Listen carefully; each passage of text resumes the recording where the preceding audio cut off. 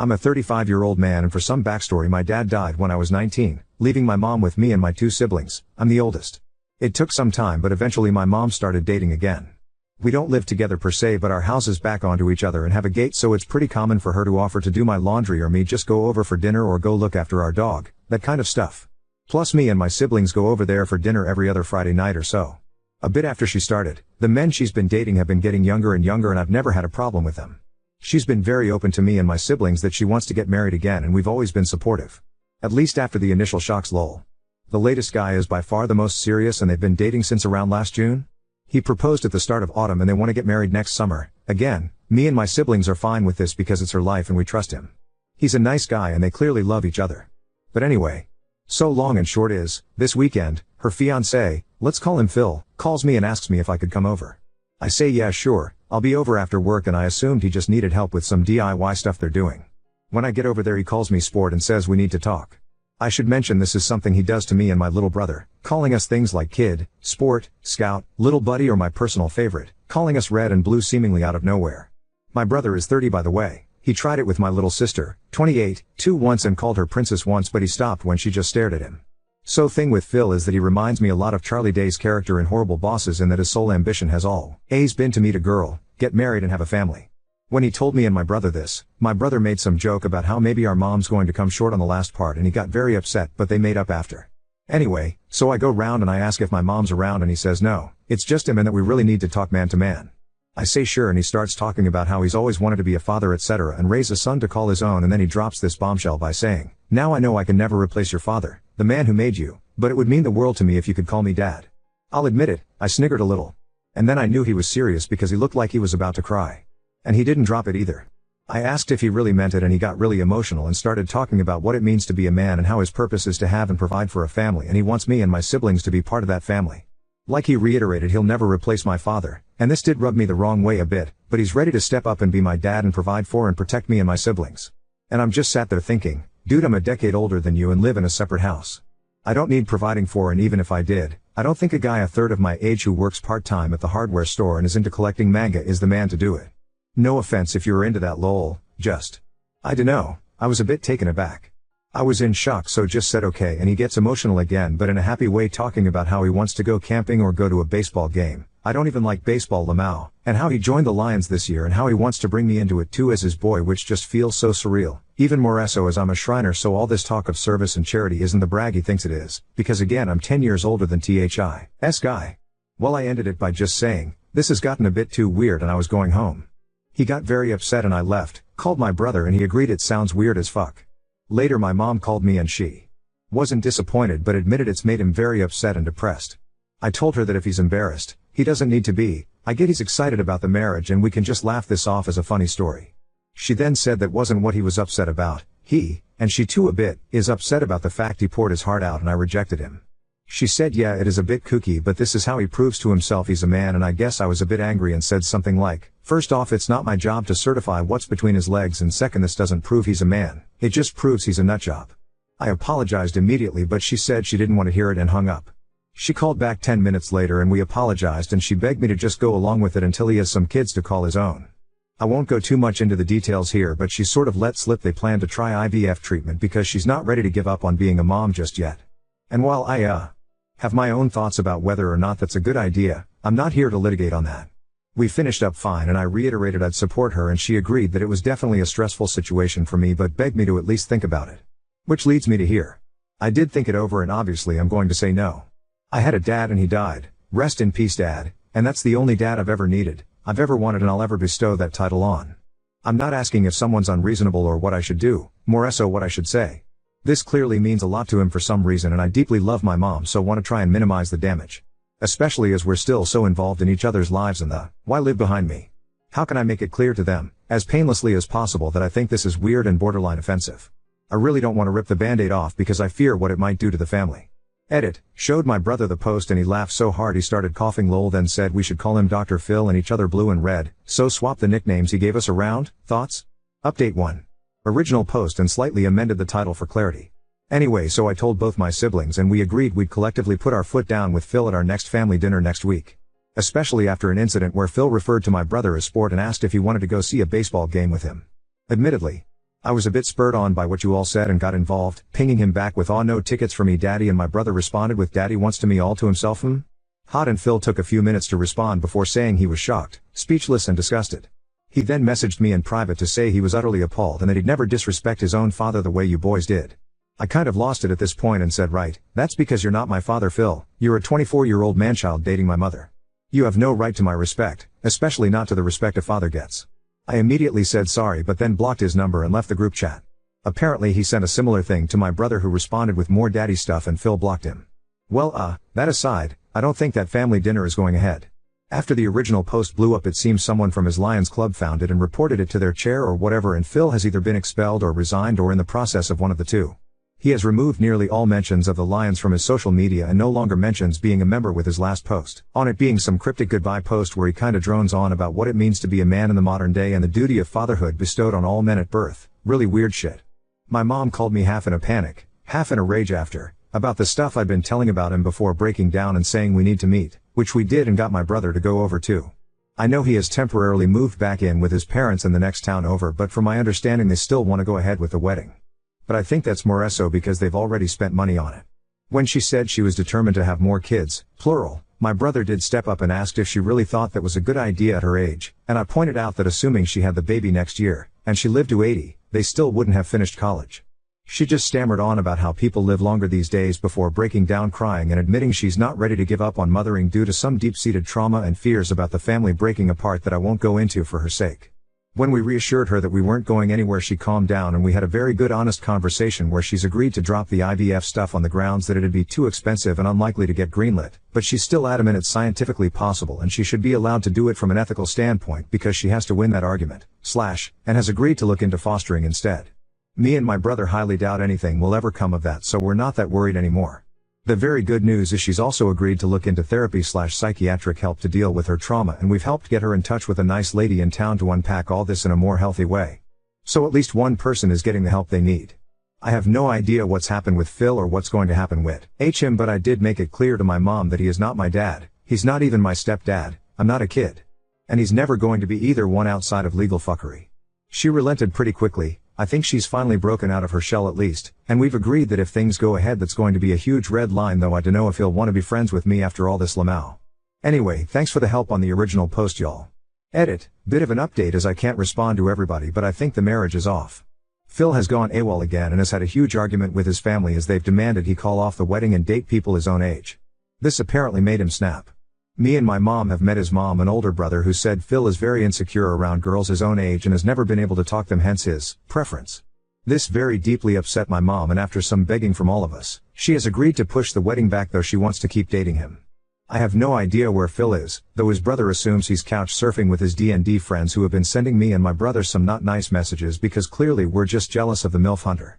If any of you socially inept fucks are reading this, I don't need to chase middle-aged folk because I can talk to boys my own age like a normal person. Now on to second story. Caught my husband chatting away as our newborn stroller barreled towards a busy street, and I can't forgive his careless oversight. I'm 25F, been with my husband, 30 male, since 2018. We have a 3-year-old girl and a newborn boy. But tonight, things almost took a tragic turn. My husband has always had trouble paying attention, but I never thought it would come to this. Our neighborhood is weirdly laid out, with cars zooming by at crazy speeds. I was folding clothes when I heard our toddler screaming, "Dad, help." That tone made me drop everything and SPR, in outside. What I saw made my blood run cold, our newborn in his stroller, careening towards the busy street. I screamed and lunged, barely stopping the stroller in time. My baby girl's hands and knees were scratched up because she tripped trying to run after the stroller. I snatched up my baby, heart pounding, and scanned for my husband. He wasn't watching. He was chatting with neighbors, completely oblivious. The anger I felt was unlike anything I've ever experienced. I stormed up to him, shouting in disbelief. He looked shocked at first, then realized what almost happened. The apologies and tears came pouring out, but it was too late. I couldn't wrap my head around how he could be so careless, so blind to our toddler's screams and the stroller rolling away. I packed up the kids and left, staying with my parents. They're on my side, but my husband keeps texting, begging forgiveness, calling it an honest mistake. But I can't shake the terror of almost losing my baby because he couldn't focus for a single second. My baby girl got hurt in the process because he couldn't pay attention. I almost lost my son because he couldn't pay attention. I can't stop crying. I feel so guilty. I wish this all never happened. Sorry it's short, I just want to hold my babies and I can't stop shaking every time I think about it. What if I was just 1 second late? Would I have been planning a funeral? Update 1. The neighbor's wife sent me the footage, and I really can't just wrap my head around it. So my husband was walking with the stroller and my toddler was in front of them when they passed the neighbor's house. My neighbor was outside, washing his car, and my toddler saw his pet cat and stopped to go pet it, so my husband stopped.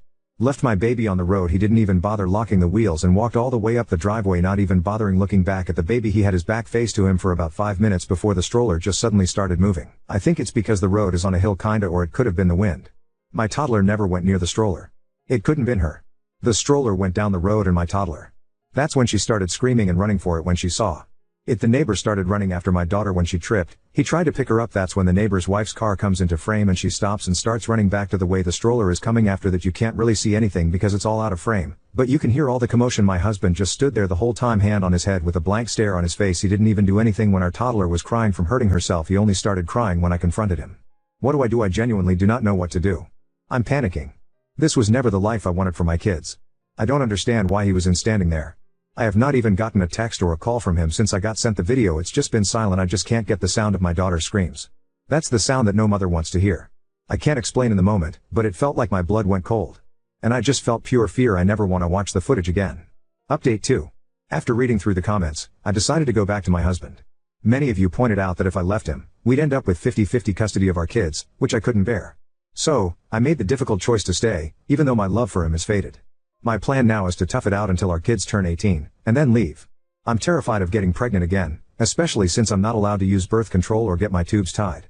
My parents, who could offer support, are moving away, leaving me feeling trapped. Despite everything, my husband tries hard to make things right. He still treats me with affection and goes out of his way to create special moments for our family. I'm in bond with our newborn and our daughter fills me with conflicting emotions. I know I can't stand being with him, but I can't bear to separate him from our kids either. He was so happy when we came back home, but I can't stand even looking at him. I feel some guilt because he still calls me by my nickname, looks at me like I'm the only girl in the world, besides our daughter, and he still continues our traditions. Like when the kids are sleeping, he will go get ice cream and our favorite snacks and sets up a fort on our bed to watch movies on our laptop. Even though I'm sacrificing my happiness, my priority is ensuring my children's safety and well-being. It's a tough situation, but I'm doing my best to navigate it for the sake of my family. This is a throwaway, so I'm gonna log out by update 3. As you can see from my previous post, I did go back to him and it was quite literally the biggest mistake I've ever made, but I felt like I really had no choice. No money. Family moved out of state. A lot has happened the past couple of months, so it turns out my husband started taking meds for his ADHD a couple of weeks before I was due to give birth to our son. He took my kids on a walk to cover up the fact that he was also on meth. He took my kids to meet his dealer apparently every time they went for a walk. Looking back at the footage now, it makes so much sense because the way he was talking to the neighbor before everything happened, he was kind of leaning to the side. I talked to my neighbor, and I asked him if he knew that my husband was on drugs. He said he didn't, but he noticed that my husband looked a bit off recently. His wife works at a rehab clinic. After a fight where I had to flee with the kids to the neighbor's house, she pointed out that the way he was acting was the way that people acted with drug withdrawal. My neighbor and his wife ended up helping me book a flight to my parents. I'm currently with them right now and I have spoken to a lawyer that my parents are going to help me pay for I think all the people from my original post that told me to keep the footage because it is going to come in handy. My husband keeps sending me videos of him shooting up and doing other substances. He keeps saying that they are going to fix him. He sent me a video of him standing in our kids' room. And he was just screaming at me, saying that it helped him cope with his ADHD. He took a knife and stabbed both of our kids' mattresses. I am not going back. He even cut up the side of my bed. There's a comment from my previous post that has been sitting in the back of my mind and has been bugging me. I think you know which one it was. It was by their comment saying I don't care if it was his ADHD isn't going to fix anything, and will probably only make things worse. Talking and thinking about it like he intentionally tried to kill your child isn't either. With ADHD you actually do not register things like this at all sometimes. Life expectancy for those of us with ADHD is actually significantly lower because many of us end up, often accidentally, killing ourselves. It is not the same thing as carelessness, but learning about ADHD a little deeper can help you guys be safer. Understanding how my ADHD works and using different than standard precautions, like my brain needs, has actually most likely saved my life. Lie out what you want from him. That's probably that he get his ADHD better under control, whether that be through prescriptive medication or more homeopathic method, that you get a different place if possible, that he not take your kids out in your front yard without you, etc. Also, neither he or the neighbor noticed, but you heard your kid from inside? Something seems off here. Were your neighbors just watching the stroller roll towards the street? Was your husband on the other side of your house where he couldn't see the stroller? Were you already walking outside as this unfolded? I'm trying to understand better what was going on here and why your husband or the neighbor did not notice, but you did from inside? People with ADHD tend to be incredibly good and quick to AC emergency situations, so this is especially weird. I'm absolutely not accusing you of leaving anything out or anything, but asking you to think about what your husband and the neighbor were doing that neither noticed? That smells fishy. This is a horrible situation. I lost a pet due to the inattentiveness of ADHD, but I can't imagine even nearly losing a child.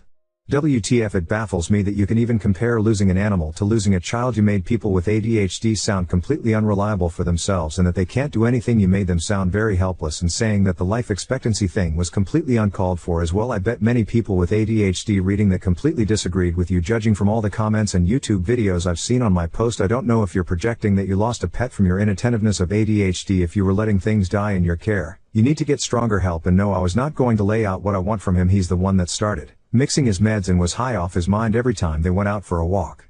And no, I'm not ableist. I was in a very vulnerable state when I first posted my original post. All I was doing was looking for help and advice, but all I got was, where was you? What were you doing? Why wasn't you with the kids? Why didn't you get your husband checked out? I was healing from a fucking C-section. Get that through your heads. I genuinely hope that everybody that said something horrible about me in my original post has to get cut open and then 4 days later is forced to run down the street. I gave him another chance like you all said in my original post. You seen what happened. Stop using ADHD as an excuse. I genuinely believe that if he had killed my child, you would have defended him, and no, I did not. Now he was on drugs, and all the people that reached out to me, I'm going to be forever grateful for all of the parents with ADHD that didn't make me feel like it was all my fault, and all the stories that you guys have shared with me made me feel so seen, because I know exactly how it feels. I hope everybody is doing well. Everybody that was defending me. I wish I could give you a big hug. I genuinely wish I could send gift baskets. I would. Thank you all from the bottom of my heart, and I am so sorry about that comment that person made.